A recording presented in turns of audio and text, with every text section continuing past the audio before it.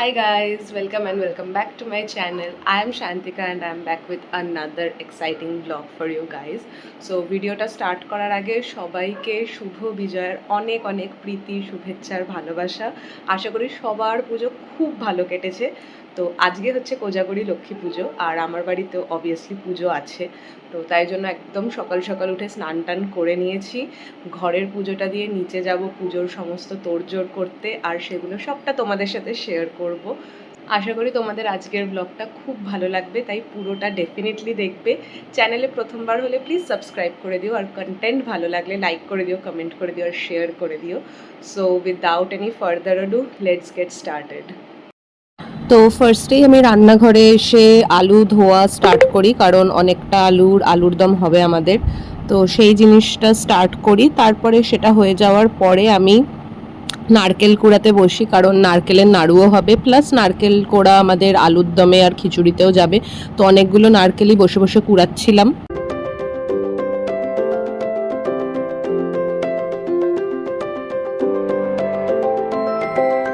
নারকেল কুড়ানো হয়ে যাওয়ার পরে সেদ্ধ করা আলুগুলো ছুলতে বসি। অ্যাজ ইউজুয়াল বললামই, অনেকটা আলু ছিল, প্রায় 3 কিলোর কাছাকাছি আলু ছিল, সেগুলো বসে বসে ছুলছিলাম।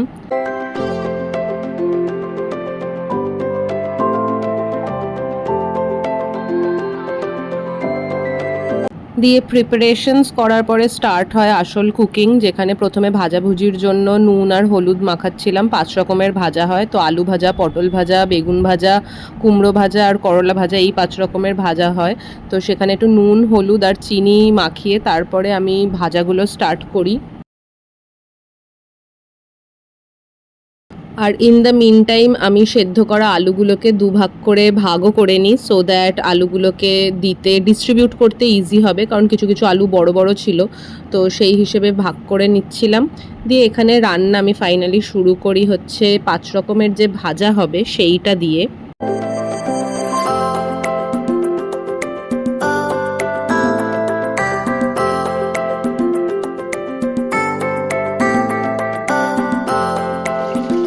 ফার্স্টে আলু ভাজা স্টার্ট হয়।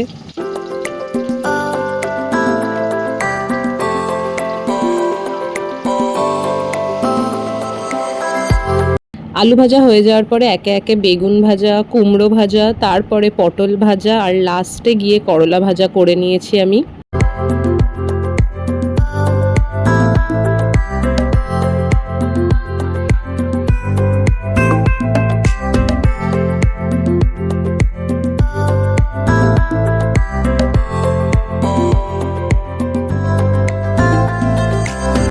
দিয়ে তারপরে টমেটো কাটছিলাম চাটনির জন্য। মা অনেকটা কেটে রেখেছিল, তারপরেও কিছু বাকি ছিল, তো সেইটা কাটার পরে চাটনি রান্না স্টার্ট করি। টমেটোর চাটনিটা যেরকম নর্মালি হয়, ফোড়ন দিয়ে, টমেটো দিয়ে।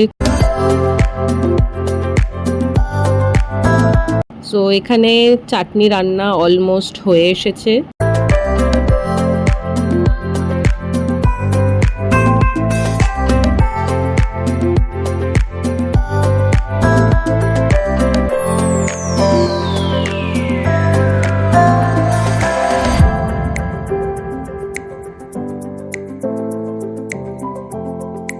লাস্টে একটু লেবুর রস চিপে দিচ্ছি, এতে চাটনির টেস্টটা আরও এনহ্যান্স হয়, কারণ বেশি মিষ্টি চাটনি সবসময় খেতে ভালো লাগে না। তো লেবুর রস দিয়েছি, আর তারপরে একটা ভাজা মশলা গুঁড়ো মা বাড়িতে বানায়, সেইটাও চাটনির ওপরে ছড়িয়ে দিয়ে চাটনি রান্না কমপ্লিট হয়।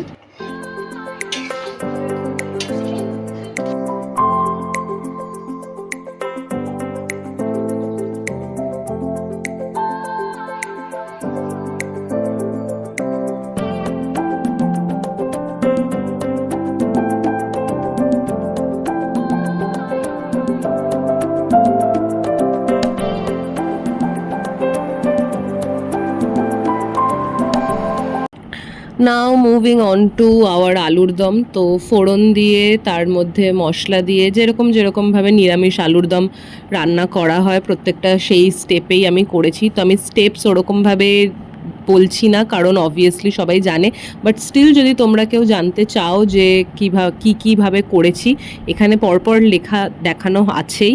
But if you want to know in details please let me know in the comments. আমি এটার একটা আলাদা তালে রেসিপি পুরো শেয়ার করব তোমাদের সাথে, কারণ পুরো কড়াইটা আমি ওভাবে দেখাতে পাচ্ছিলাম না। রান্নাঘরে প্রপারলি ফোন রাখার বা কোনো ট্রাইপড রাখার জায়গা ওরকম নেই, আমাদের রান্নাঘরটা খুবই ছোট।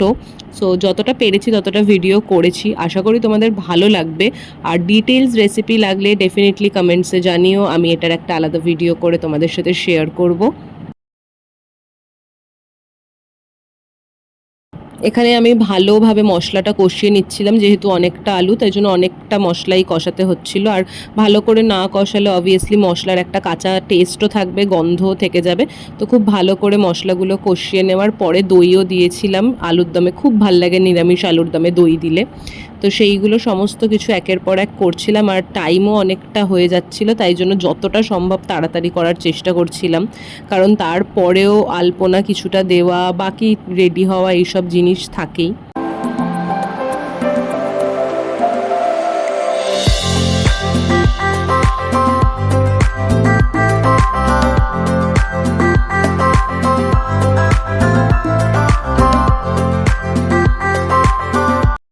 এখানে আলুগুলো ফাইনালি ঢেলে দিচ্ছি, কারণ মশলা কষানো কমপ্লিট হয়ে গেছিলো। দেখতেই পাচ্ছ অনেকটাই কোয়ান্টিটি। তো আমার নাড়তেও প্রথম খুব অসুবিধা হচ্ছিল, কারণ সেদ্ধ করা আলু কেটে যাওয়ার একটা থাকে, কেটে যাওয়ার একটা টেন্ডেন্সি থাকে। তো খুব আস্তে আস্তে ব্যাপারটাকে করতে হচ্ছিল।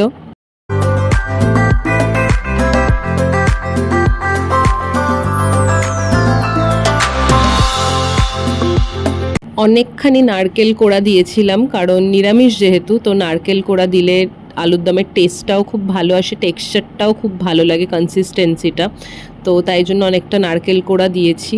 দিয়ে আবার সমস্তটা নেড়ে লাস্টে গরম জল ঢেলে ওটাকে নিজের মতো একটুখানি পুরো কষতে দিয়ে রেখে দিয়েছিলাম।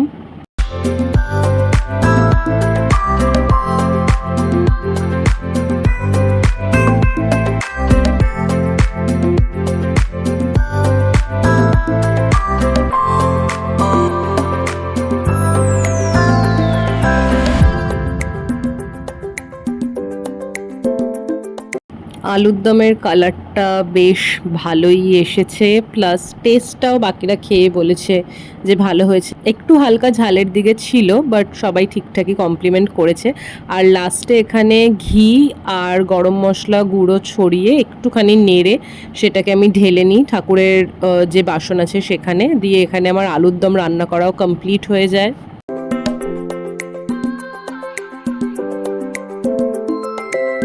আর অন্যদিকে আমার জেঠি খিচুড়ি আর পায়েসটা রান্না করছিল, প্লাস আমার মা, বড় জেঠি, ওরা সবাই মিলে নাড়ু পাকাচ্ছিল। নাড়ু আমিও গিয়ে কিছুটা পাকিয়ে এসেছি, নারকেল নাড়ু, তিলের নাড়ু, বাট সেগুলোর আনফর্চুনেটলি কোনো ভিডিও নেই।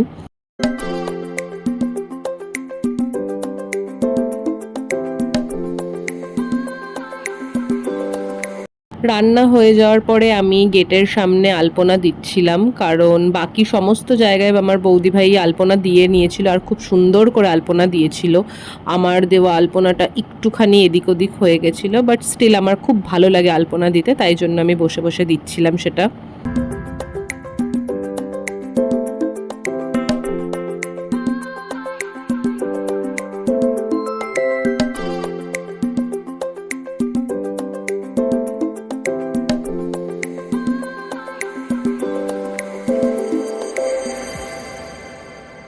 তো হাই গাইজ, ওয়েলকাম ব্যাক। এখন বাজে অলমোস্ট 4:15 বিকেল। সো আমাদের সমস্ত ভোগ রান্না হয়ে গেছে। আমাদের বাড়িতে খিচুড়ি, 5 রকমের ভাজাভুজি, আলুর দম, চাটনি, পায়েস সমস্ত কিছু হয়। আমরাই ভোগটা রান্না করি। তো ন্যাচারালি চোখ মুখের অবস্থা দেখে বুঝতেই পারছো খুবই এক্সস্টেড হয়ে গেছি, কিন্তু অবভিয়াসলি পুজোর কাজ ভালোও লাগে করতে। সাথে একটু আলপনা দিয়েছি, বাকি আমার বৌদি ভাইই দিয়েছে, খুব সুন্দর আলপনা দিয়েছে। আমারটা একটু ধ্যাবড়া হয়ে গেছে, বাট স্টিল দেওয়া হয়ে গেছে। এখন একটুখানি ফ্রেশন আপ হবো, একটু আলতা পরবো সুন্দর করে, তারপরে রেডি হয়ে নিচে যাব। 5টা থেকে 5:30টার মধ্যে ঠাকুরমশাই আসবেন। সো তারপরে পুজো শুরু হবে, আর সেগুলোও তোমাদের সাথে শেয়ার করব। সো হোপফুলি তোমাদের ভালো লাগবে ব্লগটা। So until then stay tuned.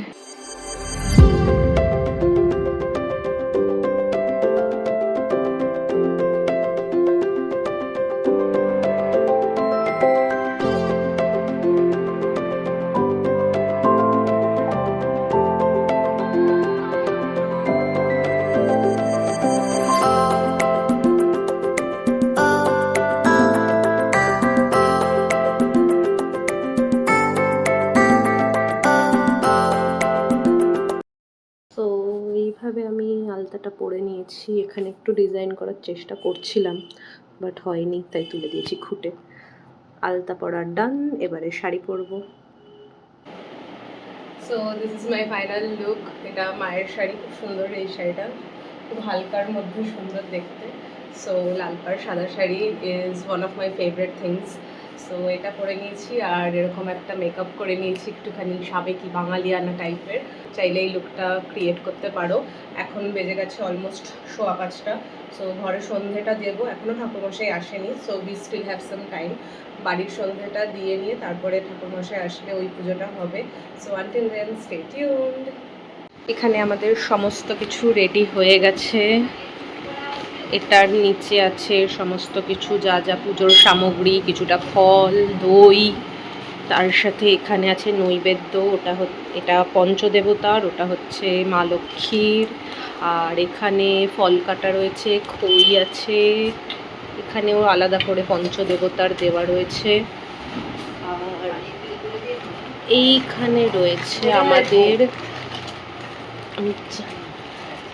এইখানে রয়েছে আমাদের ভোগের কিছুটা এখানে তোলা রয়েছে, বাকিটা আলাদা জায়গায় রাখা আছে।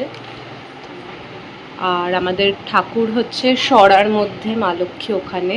আমাদের সরা পুজো হয়, মূর্তি পুজো হয় না। সো এই হচ্ছে আমাদের পুজোর সমস্ত কিছু তোড়জোড়। এবারে ঠাকুরমশাই এলেই আমাদের পুজো শুরু হয়ে যাবে।